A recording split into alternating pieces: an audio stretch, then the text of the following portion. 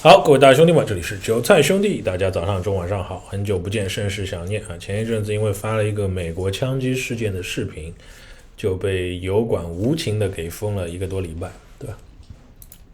那现在终于解禁了啊！那我们一起来继续到我们的币圈来遨游一下。在这个1个多礼拜之内呢，我们可以看到币圈是在节节升高啊！我们的比特币连续14天的涨幅。从之前，如果你们关注我被封之前的视频，比特币大概是在$17,000下方徘徊，对吧？今天已经达到了$21,130，7天涨幅高达12%，以太也是在1200涨到1500多，整个币圈总的来说都是涨。我们可以看到 BNB 几乎要重新到了$300左右。其中涨得比较夸张的是 Solana， 从7、8块钱涨到20块钱，几乎翻了3倍整个市场都是非常不错Solana 7天涨30%，我们看什么其他的，像这个 Near 涨得也不错，对吧？像 H8 涨得也不错。Aptos 是另外一个涨得非常夸张的币，从$4涨到$8，几乎翻倍了，对吧？然后我们看到那些游戏币又开始蠢蠢欲动，游戏币就拉起来很夸张像 Decentraland， 像 The Sandbox， 对吧？都非常的夸张。Phantom 涨得也不错从2毛钱涨到了3毛钱，对吧？总的来说整个市场有回暖的迹象那我们看一下这2天发生了哪些重大的故事。那我们首先从这个开始讲水那作为热门公链之一作为Facebook 的继承项目方之一，对吧？前有 Aptos 已经发币了。那我们现在万众期待的就是水这个链呢，它比 Aptos 相对来说呢会比较保守做了好几轮的测试网，对吧？现在呢，第2轮的 Testnet， 第2轮的测试呢 Wave 2 呢马上就要开始了那在这个 Wave 2 当中呢，会推出一些测试 APOC 管理的机制，对吧？对代币经济学和权益质押的一些测试，还会推出一些专注于代币经济学和质押的游戏，对吧？这些这个我建议大家都去参与一下。这个应该是都可以参与的，前面2个可能只有程序员或者是做节点的人才能够参与，对吧？但是后面2个几乎都可以参与这种新的游戏，对吧？水呢表示呢，它会简单方便的权益质押可以直接从钱包中完成，任何人都可以参与获得水的网格对吧？然后呢，具体的细节呢将会在下周分享。那我们在下周呢也会持续的给大家推出希望带着大家一起来参与一下水。好，除此之外呢，我们可以看一下还有几个比较大的故事第一个呢就是我们知道最近无聊猿又开始出动作无聊猿要做一个游戏叫做 Doki Dash， 对吧？ Web3 的游戏，我们无聊猿自去年土地The Other Side另一边发行之后没有太大的动作这2天终于有了新的动作，就是空投门票，对吧？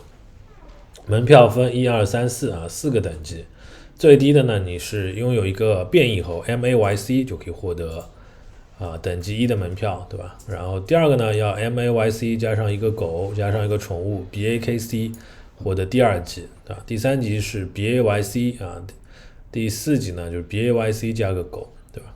就第4级。还有个隐藏的就是要有3件套都要有 BAYC、MAYC 和 BAKC 都要有。Suya 的 pass 越高它掉的你进的肯定是不同的那个 Suya， 对吧？ Suya 就是下水道进入不同的下水道，不同的下水道呢会相应掉不同的宝就是你的 pass 等级越高，掉的宝就越好，对吧？基本上是这样。一共有3万张。然后呢，每次呢它也对 Ape Token 开始赋能你每次打1次游戏，虽然你有了 pass，之后呢，你要打游戏呢，还是要花 Ape Token 啊，每次花$10，对吧？2个 Ape 差不多$10左右，来购买这个增强包啊。如果你没有增强包呢，几乎就比较难，对吧？比较难。然后在3周之内呢，会冻结积分啊，你的获得的分数越高，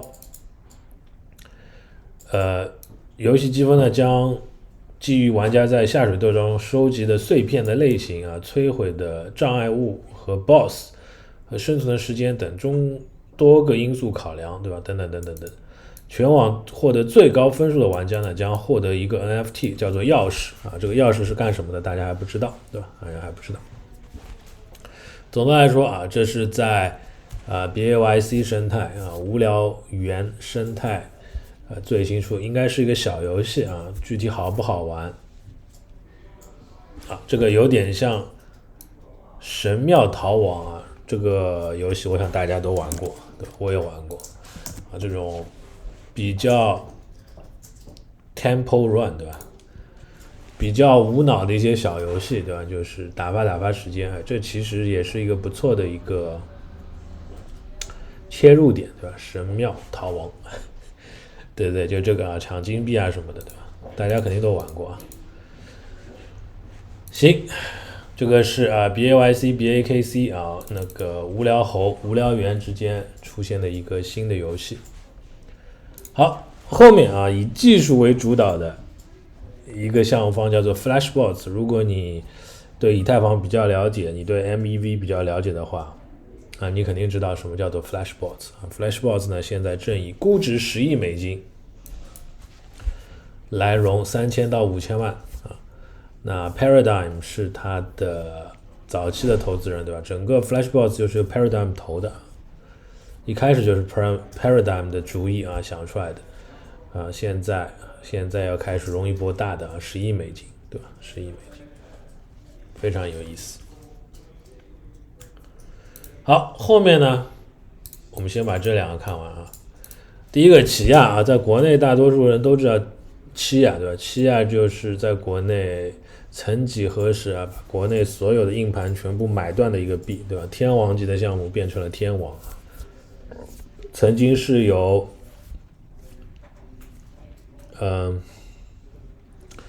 那个 BitTorrent， 对吧？ BitTorrent 的创始人什么 Brian Cohen， 对吧？领军，对吧？领军做的一个项目啊 ，BitTorrent 的创始人，对吧？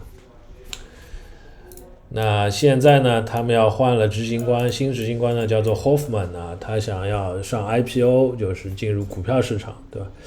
那具体能不能进，那我们要拭目以待啊。它是类似于比特币，但是它打造的口号呢是能耗更低的区块链创造者啊，类似于比特币，但是能耗更低。起亚新的动态。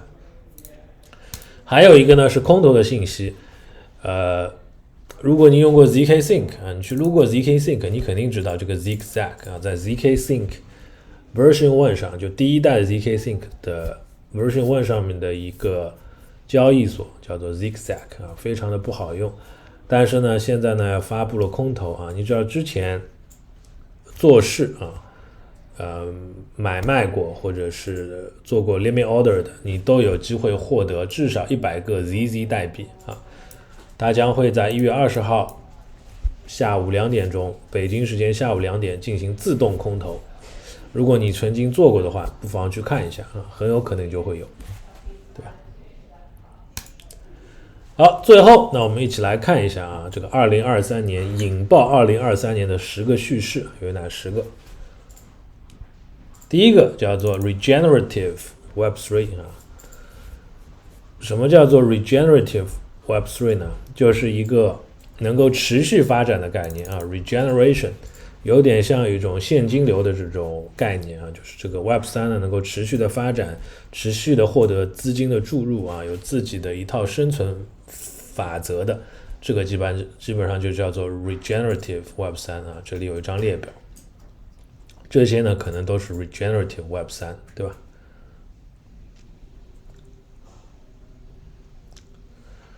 比如这边有一些例子，比如说一个叫做 Gitcoin 的捐赠平台，对吧？用来支持外部性的公益产品的开发啊，个人参与者等等等等，捐赠的收入主要包括等等等等等等，对吧？可持续发展概念，发展个体和环境潜力，以构建生态和谐的系统啊，叫做 regeneration。Okay. 第二个趋势，去中心化的物理设施网络 DePIN 啊，这些叙事一看就是有很多高深的名词，对吧？很多高深的名词啊。Web3 是去中心化的，但你看到下面数字可能会对去中心化打上一个问号，对吧？比特币50%的算力由3家公司 F2 Pool， 小蚁池，对吧 ？Foundry USA 这3家池子所控制，然后以太坊呢3家云服务 AWS 啊，什么 OVH 啊。以太坊的质押呢，又集在3大服务商 Lido 啊、Coinbase 啊、Kraken， 对吧？那区块链去中心化的信任，这只是需要真正的物理设施去完成啊。他的意思是物理设施，对吧？那这个 DePIN 啊，去中心化的物理设施有哪些赛道呢？有哪些项目呢？比较有名的啊 ，Filecoin 去中心化存储 ，Arweave。RND 去中心化的计算 ，LivePeer 去中心化的那个直播，对吧？流媒体啊，什么 Akash 啊，Sensor Networks 有什么 Hive Mapper、Dymo 啊，这个说实话不太了解。还有 Wireless Network 最鼎鼎有名的就是 Helium， 对吧？还有 Poland 啊，等等等等，这些大家可以去关注一下，这个叫做去中心化的物理设施网络啊 ，DePIN 啊，这个赛道，这个叙事。那第3大叙事呢，就是大家众所周知、老生常谈的 Layer 2的一个叙事，公链和 Layer 2，对吧？在任何时期啊，新的公链和新的 Layer 2，大家都会疯狂的追捧。那下一波啊，新的 Layer 2或者新的 Layer 1有哪些？现在比较有名的有什么 Celsius 啊，有 Fuel 啊，对吧？Starknet 啊 ，ZK Sync 啊，对吧？2层现在有 Optimum 啊 Arbitrum 啊 ，ZK Sync 啊 ，Starknet 啊，模块化有 Celestia 啊 ，Fuel 啊，对吧？最值得交互的是 Arbitrum 嘛，大家还是我也要开始有空再去交互 Arbitrum， 对吧？等等等等，还有值得关注的是什么 ？Polygon 啊 ，Polygon， 还有 Cosmos， 对吧？这些都是值得关注啊。第4大叙事就是最近闹得沸沸扬扬的，对吧？大家都在说的啊，零知识证明啊 ，ZKP 啊 ，ZKP， 那 ZKP 也不用说了啊，最有名的是哪些呢 ？ZK Sync， 对吧 ？Starkware 的 Starknet，Polygon 的 ZK EVM， 对吧？等等等等等等，包括隐私的代表也写 Aztec Layer 2、Aleo Layer 1啊，等等。第5大赛道啊，第5大叙事，流动性质押以太啊，这个我们之前有说过，有哪些呢？有 Lido 对吧？有 Rocket Pool 对吧？有 Coinbase 啊，这个赛道还是非常大。那目前 Lido 还是成为王者啊，王者。第6个叙事 Web3 钱包，Web3 钱包呢，那现在排名最靠前的呢还是什么小狐狸啊？那小狐狸还是有很多的问题，对吧 ？Web3 钱包呢是让 Web3 获得 mass adoption 的关键啊，确实是这样。钱包作为用户的接入口，对吧？没有一个好用的钱包，那何以谈起能够大规模的推广呢？是不可能的。那现在有几个，对吧？一个是 MPC 啊，这个是一个非常复杂的一个架构 ，MPC， 对吧？一种重要的隐私计算技术啊。关注的项目呢，他写一些，有一个叫做 Cradle 啊 ，Cradle 还在通过去中心化的 MPC， 对吧 ？Cradle 我记得在 CoinList 上面做过众筹，对吧？还有个 Zenco 啊，也是个 MPC， 第一个吃螃蟹的人啊。总用户数达到70万，这么多人。OpenBlock 对吧？这3道钱包啊，大家可以去关注一下 MPC 概念的 token。第7 Web3 安全啊 ，Web3 安全就不用说了，对吧？这个2022年安全事件303起，损失高达37亿啊。这个 Web3 的安全呢，始终是一个会一直存在的问题，对吧？因为 Web3 太新了啊，然后用户的教育程度呢远远不够啊，所以 Web3 的安全呢始终是会存在的。那一些小的审计公司有什么 Scam Sniffer、Go Security、Slow Mist， 大家也可以去关注，对吧？比较大的呢 ，Open Zeppelin、Consensus、Paxful、Trail of Bits。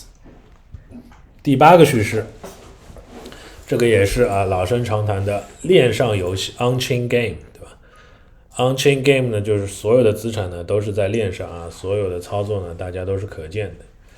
On-Chain Game 呢是作为第2层网络的最重要的场景之一，对吧？比如说Starknet 上面的一个游戏叫做 Isaac， 对吧？用到了 Starknet 超强的处理执行能力，对吧？所写的一个游戏啊，据说有非常复杂的这种物理模拟啊，在链上，所以都在链上。Loot Realms 的 Loot Realms。Imperial Wars， 这些都是在 Starknet 上啊。Imperial Wars 一款卡牌外交军事的沙盘策略游戏，对吧 ？Lattice 是在 OP 上面的一款游戏啊，类似于纯链上版的《我的世界》，哇，这么强！这些游戏始终是能够带来巨大的流量，对吧？所以游戏赛道我们要经常的关注。第9全新的中心化的交易所 SAX， 对吧？那 FTX 崩了啊，在2-3年的时间内 ，FTX 就做到行业老大，对吧？币安也就是整整成立了4-5年啊，现在已经成为了整个行业的翘楚啊，龙头。可见 SAX 的爆发力，对吧？那新的 SAX 呢，就是很多人说交易所这个赛道太卷了啊，实在是很难去做。但其实我没有发现呢，交易所呢，你做得好，虽然交易所有很多，对吧？但是你真的是做得好，也是崛起的速度也是非常快的啊。下一轮爆发有可能有一个全新的 SAX 出现，对吧？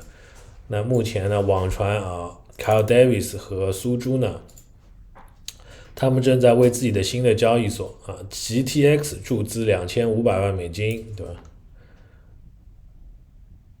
对，这个第9新的 SAX 作为一个新的叙事真的是很有意思很有意思。第10NFT 基础设施，那我们知道 NFT 在2021年的爆发给 NFT 的基础设施带来很大的挑战在 NFT 基础设施的赛道呢，也是越来越卷，做的人非常的多你看，我们随便数一数 NFT Marketplace 就有很多，对吧？有早期的 OpenSea， 到后面的 LooksRare， 到后面的 X2Y2， 到最近的 Blur然后借贷，对吧？有 BandDAO有那个 NFTFi， 有什么 Jetpacks， 对吧？等等等等碎片化的 NFT， 对吧？等等等等等等什么 Pseudo Swap 等等 Blur， 对吧？这边叫 Blur 这些在 NFT 的基础设施，虽然 NFT 爆发到现在就短短的1-2年的时间但是基础设施这个赛道呢，还是愿意有很多的机会很多的机会。这边写的 Blur OpenSea X2Y2 LooksRare， 对吧 ？Pseudo Swap 等等等等这边写的 BandDAO， 对吧 ？BandDAO NFT Perp， 如果你看好 BAYC 上涨空间，但是没有80个以太坊去购买，那有什么机会呢 ？NFT Perp 提供了这个机会NFT Perp 呢是去中心化的 NFT 永续平台，可以做多或者做空 NFT 地板价，牛逼还有这种我们到时候看一下对吧？当然还有资金费率，还有 Double Protocol。Double Protocol 是一个针对游戏类的 NFT 的租赁市场。如果游戏项目方使用 Double 团队所定制的 ERC-4007协议方发行 NFT， 那么该 NFT 就在 Double 的租赁市场上上架拥有它的协议 ERC-4007， 对吧？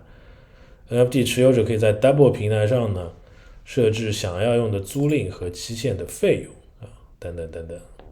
已经有348个系列支持4907其中不乏 Decentraland 和 ENS，就是个租赁市场，对吧？只要用它的协议去发布呢，就可以在它的市场上上线啊，然后其他人就可以租走，对吧？等等。这个是一个 NFT 的赛道啊。那我们在影片的最后，我们讲了在2023年可能爆发的10个赛道，或者是10种叙事啊，希望大家能够喜欢。确实啊，反正 Web3 还是有非常非常有意思，很多想象的空间。